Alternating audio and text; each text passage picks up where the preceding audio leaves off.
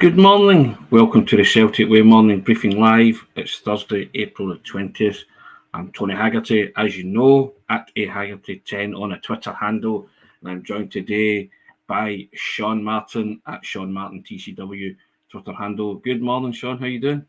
I'm all right, Tony. More to the point, are you all right after yesterday? I'm okay. I've came to, yes, bit of mush talk about Tommy Burns et al, but I held it together. Only just. Nearly had my mum greeting. You know what? I got a few DMs from people saying that they were in tears as well. So thanks to everybody that got in touch about yesterday's programme talking about Tommy Burns and my encounter, one and only encounter with him. But yeah, appreciated that. But got a bit croaky the old voice there, didn't it, Sean? You know what I mean? I was getting there. I got there in the end, but hey. Heart on the sleeve stuff, Tony. That's what we love for you. Correct. Indeed, that's what this football club does to you, isn't it? But there you go.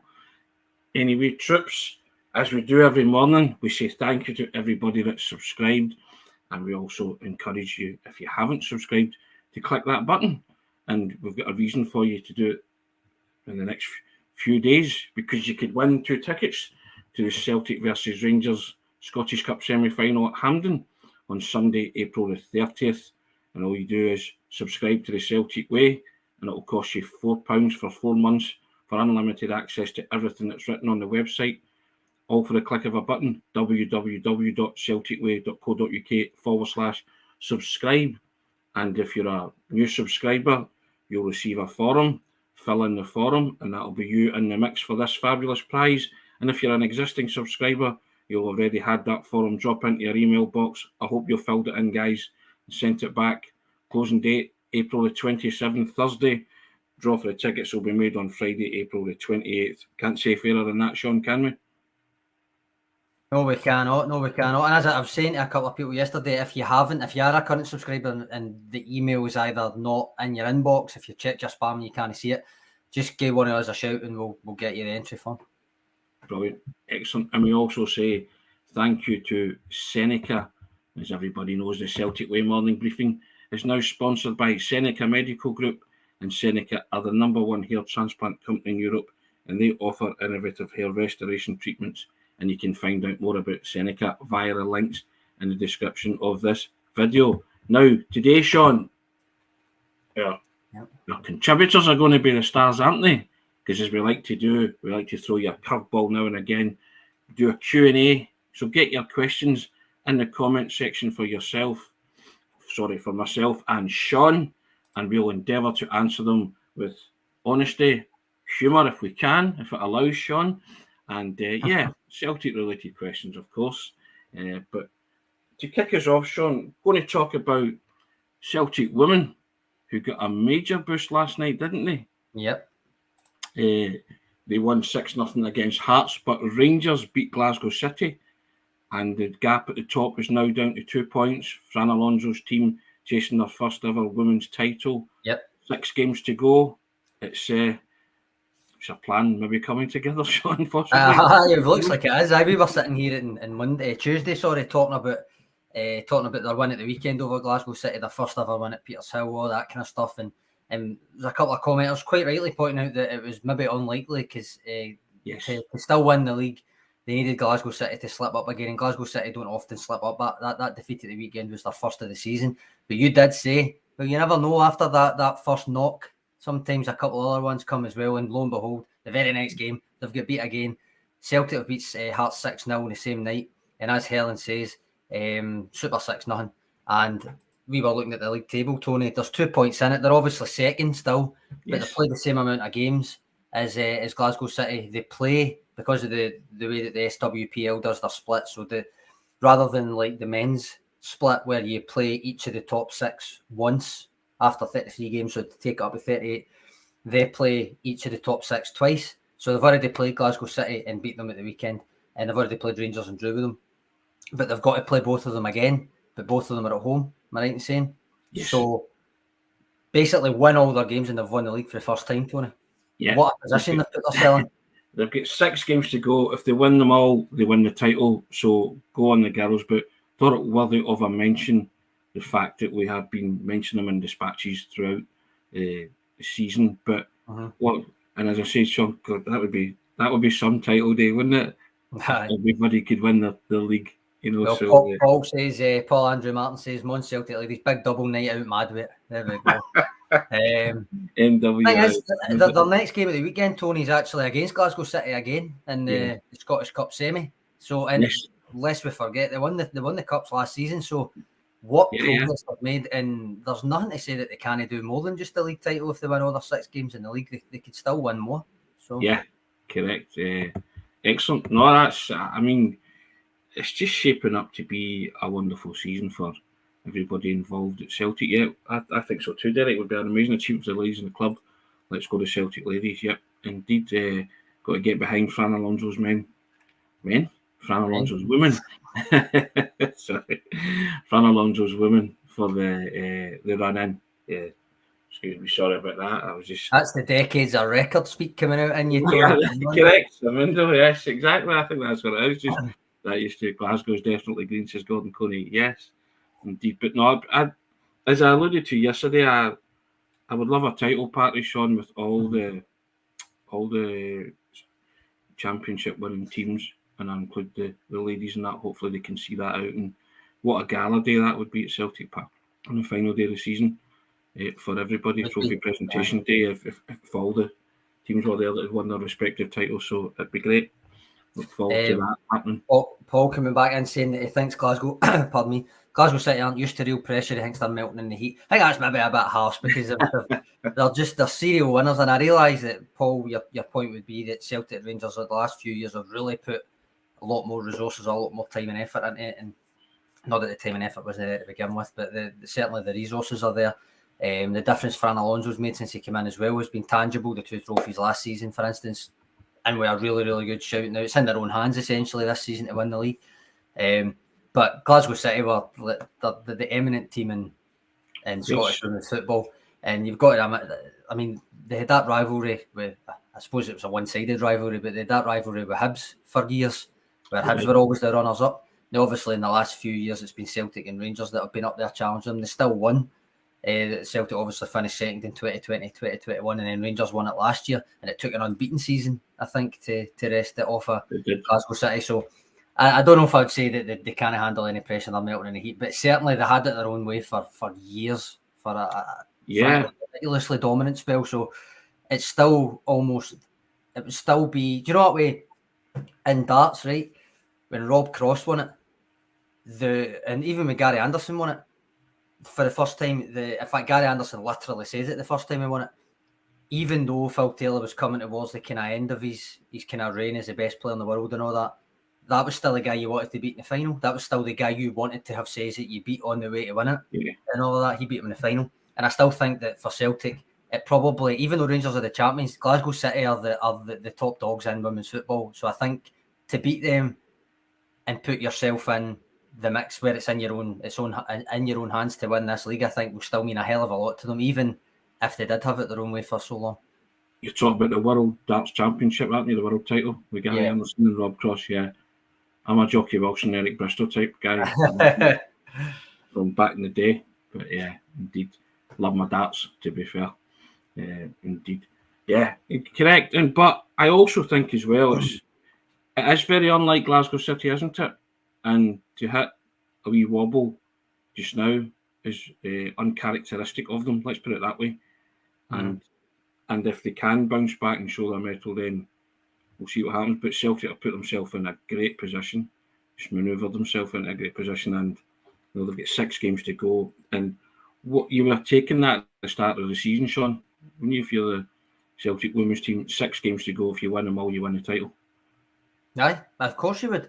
M. Young came in saying it would have been better if Glasgow City and Rangers had drawn, as Celtic's goal difference was still allowed to win with the unbeaten finish. Swings and roundabouts, really. Nitpicking in it, it's still in your hands. Yeah, definitely. But no, they've made vast improvements, the Celtic women's team. I think you've got to say that, and they've narrowed that gap throughout the season. So fair play to them. Just hoping that they can do the job, Sean, and see it out. And just if you were wondering who scored the goals, by the way, it was Jacinta and then Chloe Craig, Natasha Flint, Amy Gallagher. 2, that's Patsy Gallagher's relation, Tony, as you wrote in your piece of the newsletter last week. and then it was Kit Lofersky get the last one. So, yep. 6-0, it's resounding. Let's not lie. Correct. Oh, yeah, without a doubt. Now, Sean, any questions coming in? Have we got any to flash up on the screen? Sorry, I'm going to put us just because it's made me laugh a wee bit. Gordon Coney saying no headbutts from the Glasgow City bench after losing a late goal shows their class in defeat. Wonder what he's talking about, Tony. We've got one. We've got a question here from Hazel. It's just a general wonderment, I think. She says, "Why is Scott Bain still on the bench when Ben Siegrist has been seen at training but has not been back in the squad?" Obviously, without somebody asking Ange Postecoglou directly, which I've said before, they're not going to ask about the backup keeper, I don't think, even though I was curious for a while what was going on with Ben Siegrist. Where do you stand on it, Tony? Do you even see any of them getting any sort of game time between now and the end of the season? I actually don't.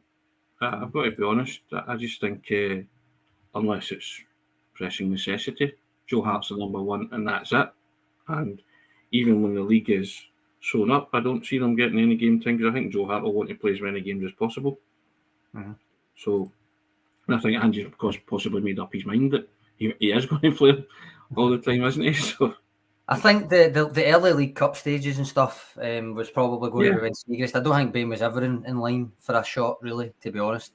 But I think Siegrist was maybe going to get the early Cup stages, and then he happened to be injured when the Scottish Cup rolled round. Yeah. Because he's not been in a squad since, I think, just before New Year. And there was obviously a wee bit of, well, where is he? What's happening? Is he still injured? He's on his Instagram and he's away, holidays and stuff, but is he still sore? What's happening? And then eventually he mentioned him, I think, was it maybe a month ago now or something? Yeah. But Hazel's right, he's been snapped at training and different things. So I don't think it's not foremost in people's minds. I think that's just as simple as that, because ultimately they're backup keepers. Yeah. Correct, and as you say, and I also think you're sitting in front of Ange. You don't maybe, as you just rightfully pointed out, you don't actually want to ruin a question, do you? That's the thing. Nobody will want to waste a question, or seemingly waste a question. Now, if there was a better story in there, like all sorts or whatever, then they would suddenly not regret it. But no, I think it's just because when they ask for a squad update, if he's not mentioned, I don't think anybody's going to use the follow-up question to say, right, and what about Ben Siegrist? Yeah. So. Correct. Yeah. Flick this one up, Sean. Alan Duncan. Good afternoon from sunny Siam. It's all right for some, isn't it, Sean? Got you on live for a change and usually catch you a bit later in the evening. Love the show. Thanks very much. And your book, Tony, thanks very much. That's really kind. I appreciate that. Nice. Appreciate the gesture of you buying the book, so thank you. But sunny Siam, Sean? Is it sunny green at where you are? Sunny in Clyde? Always sunny in the Clyde Riviera, Tony. The Riviera, yeah, indeed. East Kilbride. Except when it's -4. Tam Mack coming in with a kind of an overarching point here. That semi-final that I was talking about, the Celtic women versus Glasgow City's at Hampden, and Tam says that means there'll be 3 games played on that Hampden pitch before Celtic play Rangers in the semis. So it's going to be a mess. Is that a consideration, Tony? I see where he's coming from. Well, I know Ange Postecoglou had something to say about it the last time Celtic played on it, didn't he? Mm-hmm. He just said he was kind of surprised that it was a national stadium and it was a national event, and he wanted the game to be portrayed in the best possible light, and the surface didn't exactly wasn't conducive for good football. But I think if the state of the Hampden pitch, if it's in disrepair, it hinders Celtic, doesn't it? Because of the slick way that they play. Aye, of course it does. I think he's quite right to ask for the surface to be decent. If there's 3 games to be played on it, it might cut up and it might hinder the team, but you just have to grin and bear it, Sean, unfortunately. Hampden's had its problems throughout the years, hasn't it? Mm-hmm. As we all know, it's not a great surface, and unless they rip it up and start again, it's just going to have to make do with whatever surface you're presented with. But I'm of the opinion that I think the players are used to Hampden by now, aren't they? Aye, it's almost getting to was it Betty Old that says it back in the 60s? Training ground. It was a training ground. Aye, so it's it is a good point, but I think and that's I'm not. Obviously, that's not that you shouldn't be playing on it or anything like that. It's more what will the cumulative effect of a few games having been played in a short space of time before Celtic, who, as you say, like to pass the ball about, on a slick surface before Celtic get to it in April the 30th? And I think it is a fair question. I suppose the only thing we can do is see what it's like. They made the most of what was there at that semi-final against Kilmarnock. The pitch was awful. It wasn't a great game, but they still got through it. And I would imagine that, well, not even I would imagine, I would know that Ange Postecoglou won't use it as an excuse anyway. No. But no, I think it's a fair consideration if the pitch is all chopped up, right?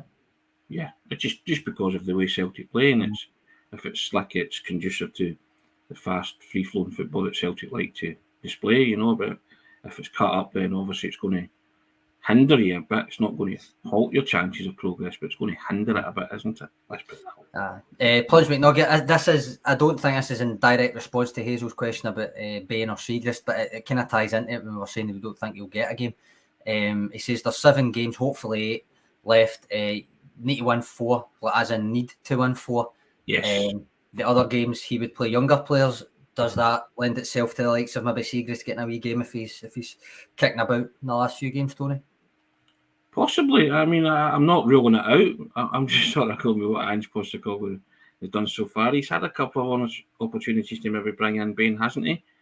And he hasn't. And as you say, Siegrist get injured at a particularly, unlucky thing for him because it was earlier in the Scottish Cup and he probably have featured like he did in the League Cup. But, so I just think he's going to go with Joe Hart until such times when, I don't know, when if the league gets sewn up, do you bring Joe Hart out of the team? Is there anything to be gained by giving Bain and Siegrist games at the end? Only, I suppose the answer would only if he genuinely sees one, probably Siegrist, as a viable choice for next season. Yeah, and if you don't, then why bother? Basically, I suppose is the point. That's what I'm saying. Now, on the website today, Sean, we have 2 things, don't we? I'm sure you'll put them up in the comment section. I've written a piece about the tank. If anybody doesn't know who the tank is, it's Timoke Iwata, as christened by Matt O'Reilly, and sort of looking at possible, has he put himself into Hampden contention, Sean, that kind of thing, isn't it? So, and also Kevin McKenna has written a piece about this being one of the best title wins in Celtic's history, and Kevin's own unique and particular style. So you'll enjoy that. Log on to the website, you'll be able to read both of them. I'm sure you'll enjoy both of them, Sean. Yep, both great reads. You've almost convinced me Iwata's going to start over either Aaron Moy or Matt O'Reilly at Hampden, but we'll see. I've got to put this one up just while we're on the subject of goalkeepers there. Max starts saying, would you take Kelleher from Liverpool for a Joe Hart replacement? I would, and Beach Boys has mentioned him months ago. The only thing, and I think it's a great shout, I think he would actually suit Celtic from what I've seen of him. I think he would adapt quite well to what Ange Postecoglou would ideally want from a goalkeeper, but it's the fact that he's playing in the Premier League for Liverpool, and I realise he's second choice there, but he's still going to be on upwards of 25-30 grand a week, Tony. Yeah, so he'll be on that. When you factor all that in, it depends on if a deal can be struck. But in a vacuum, just as him as a player, I think he'd be great at Celtic. But I think in an ideal world, and if yes, as you say, it's beneficial to both parties, then I'd love to see Kelleher from Liverpool, and big up to Beach Boys for who did mention him a while ago. And you could sort of see the succession planning with that one, couldn't you? If that were to come to fruition. So I'd be happy with that, I have to say, Max, indeed. Where is it? Somebody said, Brown Warrior, his brother was in the youth setup previously. He was a big centre half. I think it was his older brother. But I don't know if that'll make a difference. But he certainly was. And Plunge McNugget just came in saying I couldn't afford his wages. That would be the biggest stumbling block to any kind of deal being struck, wouldn't it? Let's be honest. Brass tacks, you Premier League footballer down in England coming up to the Scottish Premiership. You have to talk Turkey eventually, don't you? So you do, yep. 1888 CFC just says Hart needs to go, Tony. he's not having any. He doesn't. No, it doesn't matter who the replacement is. He's just got to go. Needs to go. Do you know what? I'm of the opinion that actually even if Joe Hart was to call time in his playing career, I think Joe Hart would still be a valuable asset to have around your dressing room. I agree. And even if in time to take over as the goalkeeping coach. Got to say, does Stevie Woods need an assistant? But Stevie Woods has been there for long and weary, hasn't he? But I just think Hart would be. I just think he's a massive presence in that dressing room, just a big voice, and he would be great to keep around. So I would be very reticent to let him go and just leave the club, because I still think he has lots to offer, even off the pitch. And I think he's well liked and well respected within the game, and I think it's something he would consider. Aye, I don't see why not. He's one of those characters you think the influence he's clearly got on the other players and the younger players and different things. He would be. That's if he wanted to stay up here, I suppose. Correct, yeah. On that note, did you see Ben Foster was up at Lennoxtown, presumably, to talk I saw the podcast? Yeah. I saw the picture, yes. So I wonder what he was up to, but sure, Carol name, so Hart only goes if there's an upgrade available. Yeah, I don't want him to go in terms of his playing ability, but I'm just saying if he were to decide that it was all over for him, I would love Celtic to keep him on in some kind of coaching capacity, or just his influence, because I think he's been brilliant for that, certainly since he came in to the team. So, and maybe, hopefully, he could teach somebody how to save penalties, Sean. Beach Boys, the Kelleher proponent, he's come back in and saying if you Google Liverpool wages on $8,500 a week, he's always been a squad player. I think that's far too low, Beach Boys. And as we all know, Google never lies. But I remember looking at it when we were first talking about it months ago, and I think he signed a new deal in 2021. And I think it was Irish Independent. It was one of the ones over in Ireland had reported that he'd upgraded it from $15,000 a week. So right away, that's probably talking up at least 20 odd at that point. So I don't know, we'll see. But I think the wages are a sticking point when it comes to signing somebody from the Premier League. But I agree with the principle that he would suit Celtic, put it that way. Yeah, correct. And again, that's to see if Celtic are interested in that and a deal can be struck. But I think if once Ange Postecoglou gives you that phone call, Sean, it's hard to say no, isn't it? Well, I would never have got one of those phone calls myself. But unless you're Matoma from Brighton, isn't that right? Yes, I seen that. Yeah, so but hey, there you go. It's dividing the comments. Joe Hart must stay. Yeah, I mean, I don't want him to leave. I'm not saying he should leave yet. I actually want him to stay in terms of, even if he does hang up his boots and his gloves, I want him to stay at the club for his influence. And Richard Taylor, a man after your own heart here, saying, I just hope the semi-final doesn't go to penalties. Yes, that's a bumper of yours, isn't it? Yes, he's doing a bit of the colours there. He is reading my mind, Sean. Listen, poor record with penalties, but these things have to end at some point. I'm sure Joe Hart will, if it goes to penalties against Rangers, he could end up being the hero. So we'll see how it goes. Yeah, you never know. You don't seem convinced, but you never know. I'm trying to convince myself.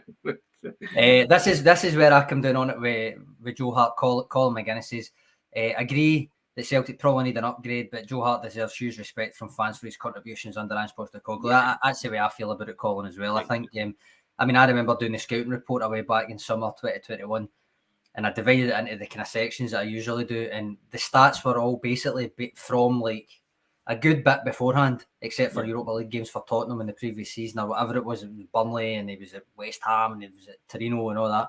And it was basically one of the headings was what's he been up to. It was basically not much because he hadn't been playing all that much. And they had the style questions. Was he going to be able to play the way that we perceived Ange Postecoglou would want a keeper to play? Subsequently, Ange Postecoglou's kind of amended it to suit Joe Hart because of the other qualities that he's got. He's a far better shot stopper than Barkas, in my mind anyway.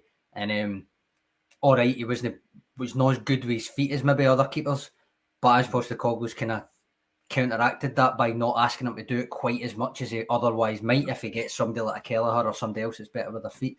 And I suppose if they do get someone else that's better with their feet and hopefully can save a shot on like a certain Mr. Barkas, then you will see a different kind of build-up play. you might see more of what you've seen in pre-season when Joe Hart was right up at the centre half. You might see that more often with a new keeper than what you've seen it with Hart. But I think Postecoglou's adapted to having Hart as his keeper really, really well. Yeah, and I think every Celtic supporter feels the same way as Colin McGuinness, don't they? Mm-hmm. I don't think any player on the pitch gives Celtic supporters more heart palpitations than Joe Hart, just for his ball distribution at times. But I think they still think that he's rock solid as a goalkeeper in terms of shot stopping. Maybe could come off his line a bit more. But again, that's just from observations. It's not criticism per se. Do you remember, Tony? Remember we done the end of season awards last year? We did. And I gave you the categories, and one of them was comeback of the season. Mm-hmm. Now, I think you and Alison, I say you can interpret it any way you want, right? I think you picked the 2-1 win at Ibrox, which I think was fair enough. And Alison picked the season as a whole, which again was kind of interpreted in a different way. And as usual, I was a wee bit slick way. I took it for a player, right? So I took Joe Hart. I remember taking Joe Hart for that. And I did say at the time, Anthony Ralston's comeback would be up there as well. But just the complete turnaround that Joe Hart's had at Celtic. And I realise I'm saying, right, you can still probably do better, and longer term you want someone that's maybe a better fit for what Postecoglou wants from a keeper and all that. But his reputation was at an all-time low when he came to Celtic, Tony. Yeah. And I think in that end of season awards, I think I quoted Trainspotting. Remember that Sick Boy says like George Best and David Bowie and all that. You had it, lost it, never getting it back, all that kind of thing. But he was the opposite. He had it, lost it, and then he got it back at Parkhead. So I just think, I think what Colin says is basically encapsulates it for me. That given where his reputation was when he came in, the fact that not everybody was kind of like, well, is this really the wisest choice to bring in as your goalkeeper? I said at the time it was a hat trick of gambles because there was like Fraser Forster out of favour at Southampton, came in, done brilliantly. Before that, Craig Gordon, 2 broken arms and couldn't just didn't look as if his career was over. Came to Celtic, ended up playing 300 odd games. I really liked him. So to go for a third with Joe Hart was maybe pushing it a bit, but it paid off again because he has been far better than what I think most people thought he would have been. Sean, I just love the way he embraced everything. He done that for the get-go, didn't he? As soon as he signed, wage cut, flew over to Czech Republic. I mean, there was TikTok pictures or social media pictures of him saying, I'm heading to Glasgow, to sign for the club, new challenge and all that kind of stuff. And then there was the footage of him singing the Callum McGregor song on holiday when the guy asked him for a Celtic song. And he just got under his skin that quickly, the club, didn't it? And it's resurrected him, both as a person and his career. Because I think a lot of people had opinions about Joe Hart as a person as well. And they voiced them. And I just think he's came into a dressing room in a club that's humility is a big thing in football, and I think he's realised it and he's taken it on board and he's embraced everything about the club, and it now fits him like a pair of his best goalie gloves, I would say, and he's embraced it. And I think the Celtic supporters have embraced him for that as well, for coming in and not being Billy Big Time and saying, I've been here, I've done this and that. He just came in and he embraced the whole team ethic of Ange, and you're a sum of the parts, and you're a cog in the machine. I think he was a guy who clearly had been humbled by being let go by Man City, I think. And I think it took a toll on his performances with the confidence level and different things. I think he was a very confident guy, but even confident guys can get that knocked out of them by maybe some coming out of the blue and not really getting a chance to prove somebody wrong.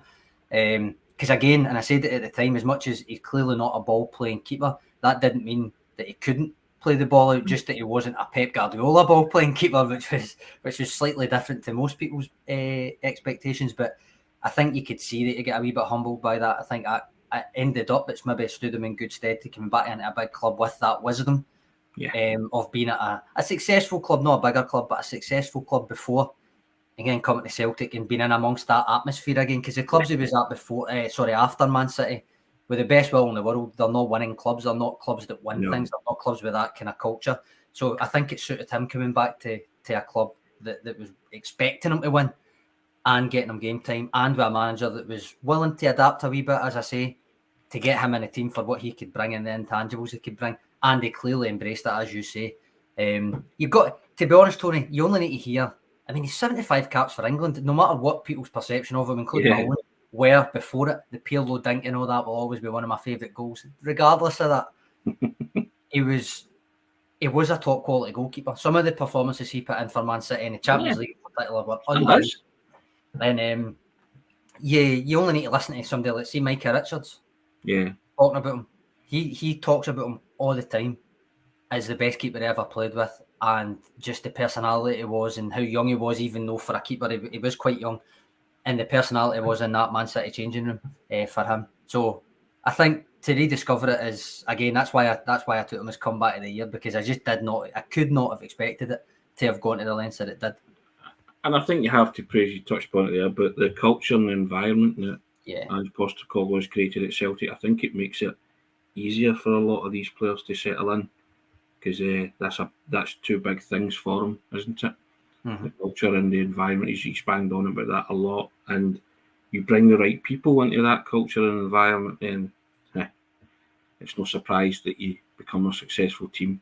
I think Guardiola seriously damaged. Yeah, he did that. I mean, there's no doubt about it. And Richard Taylor-Hart has been huge for Celtic, and he has. And I think that's where Ange needs kudos as well. Signing a big name like that, but also knowing there's something that these young guys need as well. They need experienced players and experienced heads to guide them at times. You know, who better than a guy who can see everything, has seen everything in his career, the very back line. And so he has that knowledge and wisdom, and he has played at a certain level, and he can point certain things out. Because you look at Celtic team, it is full of young players, isn't it? Aye. I think before we move, because we've probably spent more time than we thought of talking about Joe Hart here, but I remember that one of the categories in that article was Save of the Season. Yes. And I was a wee bit slick at it. I picked 2 saves. So it was like a rebound save and all that. It was a double save, and it was obviously Joe Hart, because nobody else really played in goal much last year. But it was early on. It was the Jablonets home tie, and it was fans back in and all that. And because they'd been used to Barkas for a season, and even in pre-season, that West Ham game I'm thinking on, where he left a big gap over at the side and stuff. It was not outstanding saves, but it was 2 double saves, and he made them. And the roar that it got, Tony, you remember it? The roar that it got, the fact that a keeper made a save. He probably just felt about 10 feet tall after it, but it just stuck in my head. And I picked that double save as my save of the season, just because it was almost, right, you've actually got a keeper that will make saves again, and that will permeate the rest of that defence. And I think it did. And obviously signing Carter Vickers later on in the transfer window helped massively. But I do think that it just made a massive difference. It certainly did. Now, that's enough Hart time, isn't it? Heart to heart. Yes. Will we move on from that, Sean? Yes, I've got one here. It's not really a question, it's just a statement. I'm going to ask you what you think. Jason Lee says he really hopes Leo Labada is fit for the semi-final. He just seems to score versus Rangers. First of all, we don't know if he's going to be fit, Tony, but if he is, and he plays on Saturday, which is, again, there's no suggestion he is going to be ready for Saturday, because the latest news last week was that there was still a wee bit to go with the injured players. But if he does get some game time on Saturday, Tony, is he the kind of guy that, just because of his past record against Rangers, will be in your thinking for a starting 11 berth? Or is it just one step too far when you've been injured to come back in and displace somebody like Jota, Maeda, and then Haksabanovic just sniffing about? I just don't think he's going to replace any of those guys at this moment. I'm the same. Especially coming back after an injury. I know he's got a terrific record against Rangers, scoring record, and it is something that comes into your thinking, doesn't it? But I just think as well, there's a lot of negativity surrounding Abada at Celtic at the minute, isn't there? And I don't ever buy into the speculation gets to players' heads, but I always buy into the fact that the manager watches you every day in training. I've said that many, many times. And he studies your body language, which is why every now and again he'll allude to the fact that such and such did well at training, that's why they played. So, but I just think I wouldn't be even if Abada does play on Saturday and has a stormer, I still don't think he's putting himself into contention for Hampden. Aye, Brown Warrior says you can't drop these players into a starting 11 in a game like that. He's not much fit. I agree with that, although I would suggest that Ange Postecoglou's done it before. But I agree. I don't think he's. No. I don't think he's going to be in my starting 11, Tony. Really. Not when we pointed out Jota, Maida, Haksabanovic, who I'm quite comfortable with those three, alongside Kyogo and all. So. TJ the Legend says he wants Abada to end the season well because he feels it may be his last for Celtic. That's to do with the transfer rumours floating about, Tony. Yeah. I suppose I want every player to end the season well, whether it's their last or not, but I do see where TJ's coming from. And plus, cynically, if he ends the season well, he asks for more money. Correct. That's fair enough. There's no two ways about it. But I just think as well that, I don't know who's advising Abada at this minute in time, but it's... if I'm a Celtic player at this minute in time, I'm listening to my manager, more than anybody, and where the club's headed. Because the grass ain't always greener, is it? Yeah, you might get more money, but in terms of a challenge, in terms of winning and competing, and that desire and will to win, you were talking about it with Joe Hart, clubs that he went to, like Torino, didn't have a winning culture, or that kind of thing. Yeah, by all means, you want to leave Celtic and go to a team and you can earn a hell of a lot more money, but they don't have that in their DNA where they must win, and they must win silverware, and they must win trophies, and they must compete at the highest levels and include the Champions League and that. So, I don't know, I am doing it through green tinted specs, but I just think Celtic's a wonderful challenge at this minute, and this magic carpet rider on with Ange Postecoglou. I'd want to stay and see it out for as long as I could. Ryan O'Hare says he'd do what we can to keep Abada. Sons of Scotland says the best he can hope for is to come off the bench on Saturday to have any chance of playing in the semi. And then Pete McGee says it would be fun to see Abada start the semi-final just to see the look on Borna Barisic's face. I like that. I don't know if Borna Barisic will play, but will he? I don't know. I'm not sure. I'm going to throw this in quickly, Tony. Getting ahead of himself here, Charlie McGarvey saying O'Reilly Armoy v Rangers. He's trying to get a glimpse of the predicted lineups for next weekend. O'Reilly Armoy v Rangers, why not both? Depends on the Hatate situation, I suppose, isn't it? But yeah, of course. But then, and Mane Wata's knocking at the door as well. Yeah, the curveball that is Tomoki Iwata, which the newsletter I know all about, and on the site today, you'll see that Blind Asabat says we can't have Abada, Vata and Iwata in the same 11. Why not? All you have to say is I just slivered there, but I don't know. There's another couple. This isn't really, again, it's a question, but it's just really an update more than anything else. Anthony Brogan says, morning, Tony and Sean. Any news on the Frimpong update transfer news? Last that was reported, Tony, was that several teams are interested, Man United being one of them. And if it does go, it's going to be for big money. And then it'll be something to the Celtic coffers. You could basically double what you sold them for. Yeah, Celtic have got the 30% clause on the profit. On the profit. And we were talking about that a couple of weeks ago now, and you're talking, what was it, 11-12 million they sold them for? Yeah. You could probably get that again in the selling. Basically, if he goes for great business, if so. Basically, if he goes for 50 million, you're doubling your money on Frimpong, aren't you? You're selling them for the same amount. You're raking in what you sold them twice. You're raking in what you sold them for. So again, you work on that, which is good. And this is what I mean when I say about people paying for potential. Yeah, and getting that kind of clause in there is vital to that. It's partly why you won't see that kind of return from a player like Juranovic, for instance. You won't see the initial fee, but you also won't see that kind of fee coming in future just because of the age he was at. Yeah. Whether you could argue the toss, whether you think he was actually a better right back than Frimpong, it doesn't really matter because Frimpong was 20. Do you know what I mean? So you're paying for what they think he could become. I mean, he's been left out the Netherlands squad because the manager thinks he can't play as an actual fullback. He's got to be a wing back. So it's all perception, but the perception in the market currently is he's a 22-year-old get plenty of goals, plenty of assists, playing in a fashionable league for a fashionable team that's got a track record of progressing players, having left a team that's got a track record of progressing players. So the money just mounts up and up and up. And on that note, that would be a similar thought process for Abada if he were to leave the club. Mm-hmm.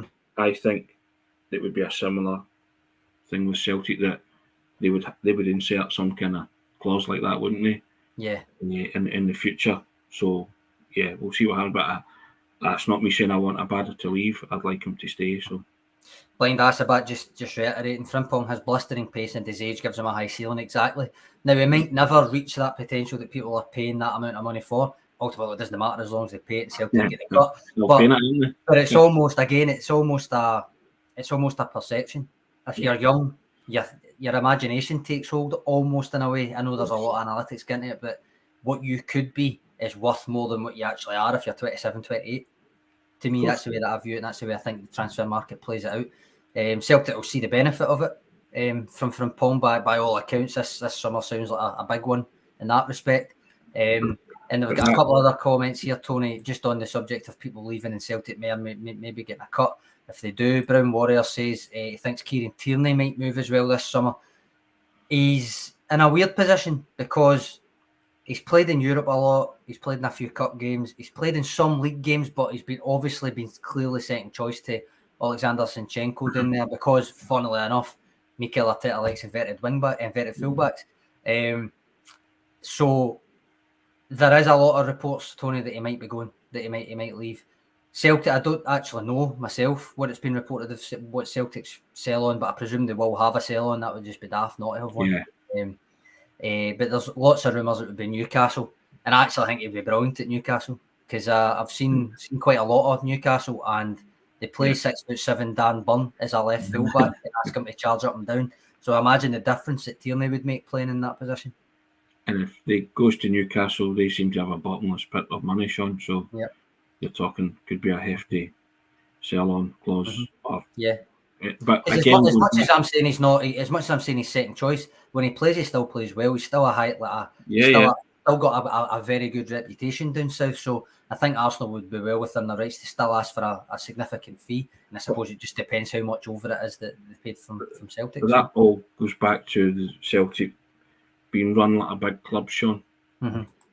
You know, now, you know, the kind of foresight to put these clauses into these players, you know, Frimpong, Kieran Tierney, so that in the future, when they do go for big money, then you're getting weighed in. So you have to big up Celtic for that. You know, they're just it's now a bit of a slick operation, isn't it, on and off the park? Mm-hmm. And no, sorry, on you go. No, I'm just saying, and fair play to them for that. Seems to be good news week, doesn't it? Every other week at Celtic. Lanky67 says he thinks it's a 20% sell on, but I suppose it's whether it's on the profit, which it probably is, or whether it's on the fee, because it probably will be on the profit. But either way, it's still good to have that. Brown Warrior saying he can also operate as a left centre back in a back three. That's very true. He's adaptable in that sense. You've seen it for Scotland, and I still think, as much as I think Andy Robertson's superb, it's a testament to Kieran Tierney's versatility and overall football ability that he's the one that was actually asked to move position because he was capable of moving position as well, and to make such an effect from that position. It's almost like the Danny McGrain thing. He got asked to move because he was a better player. Like, Sandy Jardine was brilliant, but Danny McGrain got asked to move because he was a better player, the more adaptable player. Brown Warrior says that again, that that's something you can add on. Like, well, look, you're actually getting two players in one here, all that kind of thing. TJ says he started the game at the weekend. He did, I think there's every chance he does go. But what I was going to ask, Tony, you might be able to remember somebody else here, but if Arsenal win the league, and I'm not convinced that they will now, but if they do win the league, is Kieran Tierney the first player to win the English Premier League with the team that he left Celtic to join since maybe Brian McClare or so? Because I've been thinking of this for a while, and I've not actually kind of delved in to try and work out if I'm right or not. But because if you think on it, like Van Dijk's won it, but he's left. He obviously went to Southampton and then went to Liverpool. Whereas Tierney went straight from Celtic to Arsenal, and if he wins the league, I'm wondering who was the last player to do that? Would it be Brian McClare? It would be Brian McClare, because Brian McClare went down and then when did he go? Straight to Man United, there. 7, aye. And then he won it with Man United at some point. He won it with Man U, 91, 92, didn't he? Aye. So I'm wondering, I'm trying to think of anybody beyond that would have left directly for a team that won the Premier League. No. So I don't know if he's maybe the first since McClare, but he will be. Nah. I'll maybe actually look into it properly at one point, but it came. No, it will be because I know. don't recall anybody, Sean, to be honest. Well, if anybody's got any suggestion that's Let's not be honest, after Brian McClare, then gives a shit. Let's be honest, the whole of the 90s was a bit of a write-off, so wasn't many Celtic players leaving to go down south, was there? If memory serves. Oh, Mark, he's got a good shout. Was Liam Miller part of a Man United title? I want to say, did he play enough games though? Is what I would ask maybe. I don't know. Don't know if Liam Miller was part. Would you have been? So Liam Miller would have gone. He did go straight to Man United, didn't he? Yeah, so 2003, 2004, run about then. I'm not sure if he'd have played enough league games for Man United to get a medal, but that's a good shout. That is a very good shout. I'll check that when I come off the video, and I'll let you know tomorrow. You could just go check it. Yeah, but it's one of those two then, isn't it? It's McClare and Liam Miller. I'd forgotten about Liam Miller, but I didn't think Liam Miller featured enough for Man U to be in a title-winning team. So, because when he would have been there, it would have still been 10 league games you had to play in to get a medal, I'd imagine. I just don't know if he'd have played 10 with that team that they had at the time, but they might have. And if he did, by the way, what a shout! Great shout! I'll doff my cap and clap my hands to that one. Brown Warrior saying Man United took McClare with a mask on. Celtic were robbed by a panel and decided the fee. Like 850 grand, wasn't it? I believe, if memory serves. Was a steal. Right, Alan Woods comes in saying, just knock Camden down. Just let it go. TJ the Legend with a question here. How much longer do you think James Forrest will be here? I've got a pretty simple answer to that, Tony, I think, and I think he'll just be here till he retires. So do I, and I also think that Forrest might, end up helping the likes of Steve McManus and Dan O'Dea. I think he could have, because he's come through that similar pathway, I think there'll be a job in the academy or created at the academy for someone like James Forrest. He's the most highly decorated Celtic player there, isn't he? So he's got a lot to offer. He's quite camera shy and you don't hear him or see him speak a lot, but I'm sure he's packed lots of years of experience playing for Celtic, and he's played under some wonderful Celtic managers, so he'll have something to offer just as a player retiring, if he wants to go down that coaching route, or and I think he would be best served somewhere in the academy, wouldn't he, having come through that whole career path. If that's the path he wants to go down, then I think it's good to have. I'm not saying it's the only route to go. Obviously, I'm not saying it's the only route to go. There's outsiders that can come in and contribute just as well. Damien Duff, for instance, never played for Celtic, came in and by all accounts was a really, really talented coach. But I think it is useful to have people that have trod that path, which is why Darren O'Dea and Stephen McManus have the positions that they have just now, as well as their coaching ability. But if that's a route he wants to go down, I don't see why not. Got a couple of ones coming in here. B says, did Magnus Hedman, the goalkeeper, win the league with Chelsea? No, I don't think so. I think when he left, I don't think they won the league the season he was there. I think that was after the 2 in a row with Mourinho. But I also think there's no chance he'd have played enough games. No chance. He'd have been a backup keeper. So, Francis says Henrik, but obviously he went to Barcelona, I know that, before he went to Man United. Now, he technically never played enough games, but he got a medal given. He got a medal made for him, although he says he never actually got it given to him until, in fact, I don't even know if he got it back yet. But Kaiser comes in, question, Tony, Forrest, icon or legend? Got to be icon, innit? It's not legend. I don't think it's quite. Legend's like a select few. Yeah, I think great. I could even give him great, but I don't think I could give him legend. Yeah, I think even Celtic supporters would dispute the great part in that, wouldn't they? Some would, but I think the longevity, the goals, the assists, the titles. I'm not arguing here, but I think legends stretching Legend's it. too far. I know he's got a legendary medal hall. Yeah. You know, I think Legends yeah. one too far. I think there's tiers to this, and I Yeah. think Legends at the very, very top, and it's a pantheon type thing. Like there's only a select amount into that, even with the medals, even with the appearances. So, given a choice between those two, I'd say Icon over Legend. Yeah, I agree with that. Where are we? Forrest, Icon, or Legend? Steve McGrory with a great comment here. It goes back to your Iwata piece. Steve says, isn't it a great testament to Celtic's team spirit that Matt O'Reilly waxes lyrical about Tomoki Iwata? A terrific sign. Steve's point being, obviously, that they play in the midfield. It's essentially a competitor. And Matt O'Reilly's after a game giving him absolute high praise. Yeah, I mean, as soon as I heard him say he's a tank, a light bulb just went off in my head. I was thinking, okay, where can I take this? Mm-hmm. Hence the newsletter today. But it is wonderful, as Steve says. Morning, Steve, how you doing? The players do get on well together and they speak so highly of each other. Not as footballers, Sean, but as people. Again, going back to what the manager says, he signs the right people. And it all ties in, doesn't it? Because Matt O'Reilly said that the two guys are settled in well, but they're two great people as well. And you saw the kind of bit at Lennoxtown in Kyogo, with the documentary thing with Kyogo, and Jota was sitting talking to him and all that, and they were sitting having a laugh together and all that, and you just sat there and it made you smile because you thought that's brilliant. It's great to see, that the players doesn't matter. I mean, and there's clearly language barriers there, isn't there? But they seem to just get on so well. There is nobody that's not liked within that dressing room, because every time Celtic players speak to their teammates, they big them up as people, and I think that's brilliant, because that indicates that there's no cliques in the dressing room. There's lots of dressing room with cliques, Sean, and these certain players go that way and the other players go that way, but there seems to be a real camaraderie there, a real unity and a real bond.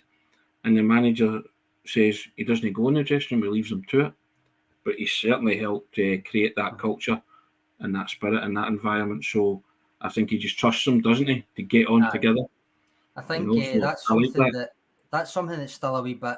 We've said this before, but as much as his approach to football, he is a very modern coach in that sense. But there's still a wee bit of the fundamental old school about Ange Postecoglou sometimes. Yeah. And that aspect of, the dressing room should be able to run itself thing is another extension of that. And you hear Roy Keane talking about Sir Alex Ferguson, even now, even when he doesn't really like him as much anymore, and he still said, like, well, he didn't really need to come in because the players made sure that dressing room was running the way it should, and there was if anything had to get escalated to the manager, it must have been really quite bad, like that kind of thing. And by all accounts, that's the way it seems to run at Celtic, and that's the way it's run at a good few of the great clubs over the years. Yeah, and and that's not to say that people say, they're a squad of nice guys, but they're serious about the football business, aren't they? Well, Matt O'Reilly said that, wasn't it? That it's nice to show that nice guys can win. They can win. You can win with a smile on your face. I know that's not always got to be the up and at 'em kind of ruthless kind of personality. Kaiser says, amazing that the players are striving for personal success and hoping for other players' success too. It very much is. And right at the start, when Iwata signed, it was one of the first things he did was praise Callum McGregor. Yeah. What was one of the first things Callum McGregor did when he was asked about a guy coming in his position? He was very magnanimous about it. Oh yeah. It was. It's a great culture they've fostered so far, and long may it continue, because it's obviously a winning culture as well. Correct. I agree wholeheartedly with that. K-Mats, just before we wrap up, K-Mats was just asking, is this the tiers that we're talking about? Star, icon, great, legend. I'd agree with that. It's almost like the Football Manager tiers that you get when you but I think legend's at the top. I think if he's definitely above a star. He's definitely above a star. A star's like a current player that's quite in vogue to me. An icon is somebody that's been there long enough and won stuff and has left and all that, maybe, or is on the verge of going. And then a great and a legend are maybe a wee tier apart, and a legend's just like your Henriks and stuff. So what, your Daniel Fergus? These kind of guys, yeah, indeed. Yeah, okay, we'll go with that, Kimatsu. We'll buy that. We'll buy what you're selling with that one. Star, icon, greater legend. There you go, Sean. Where do we fit in that spectrum or pantheon, or do we are we not there yet? I think we're on it. We try to put the star door it. Yes, indeed. Thanks for that, Kimatsu Tremendous. Brown Warrior, club servant, he says yes. There you go. Magic. Sean, that's nearly an hour, 55 minutes. Unbelievable. Time does fly when you're having fun. Hope everybody's had fun. Thanks for your contribution, guys. We always appreciate it. We like to throw it open to you, but you never disappoint us or let us down. We could wax lyrical for longer. I know I could. Sean obviously could as well, but he's got some rabbit hole to get down to discover who won the title, the English Premier League title, since he left Celtic. If Kieran Tierney wins it at Arsenal.